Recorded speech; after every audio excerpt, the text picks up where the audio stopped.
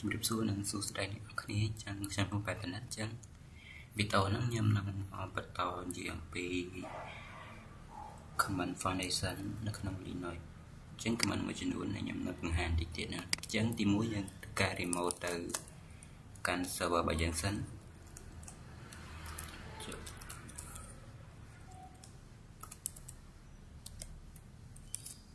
ចឹង ping សិន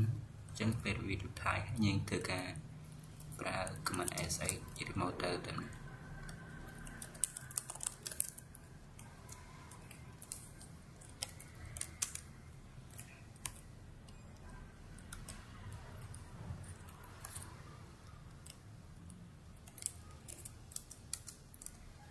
អូខេអញ្ចឹង password ណា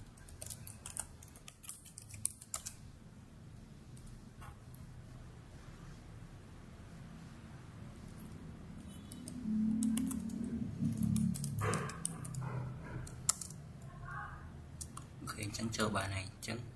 command ទី1គឺ who am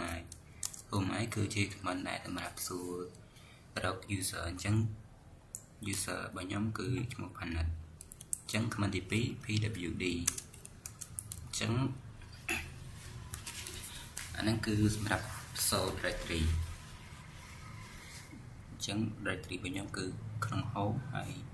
Panet នេះអញ្ចឹងខ្ញុំសាក update មួយអូខេអត់មានអីទេ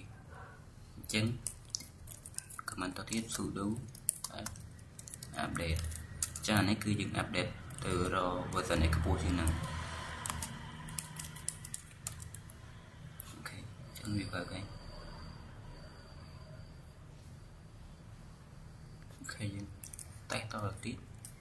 អញ្ចឹងតទៀតគឺលេខ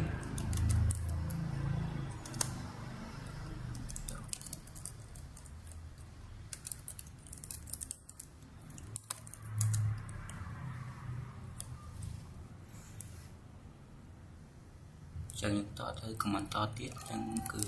command type ចឹង command type គឺជា command សម្រាប់បង្កើត file ចឹងខ្ញុំសូមបង្កើត file មួយមក1.1.2.txt អូខេចឹងនេះគឺ file ដែលយើងបានបង្កើតមិញណាចឹងយើង command តទៀត echo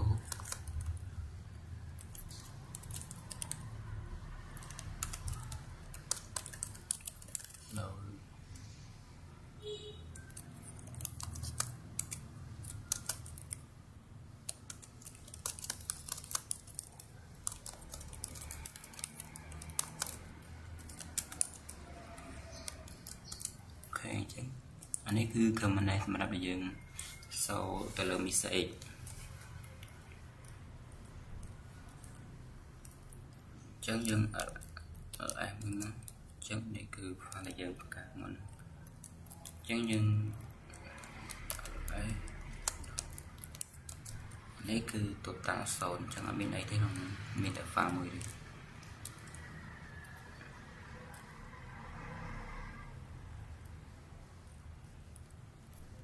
ចឹងតទៅ command mkdir អានេះគឺជា command បង្កើតសម្រាប់បង្កើត directory អញ្ចឹង directory នៅក្នុង Linux ស្មើនឹង folder នៅក្នុង Windows អញ្ចឹងខ្ញុំសូមដាក់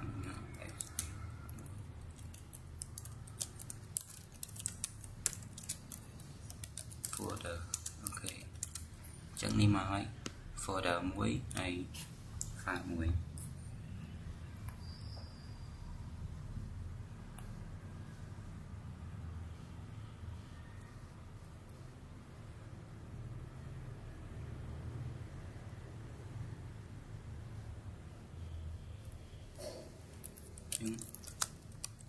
តទៀតមើលទៀតមកអញ្ចឹងនេះពណ៌មានលម្អិតរបស់វា ls ដល់ h មកយើងមកឃើញទំហំប៉ុន្មានគីឡូ4គីឡូ0គីឡូ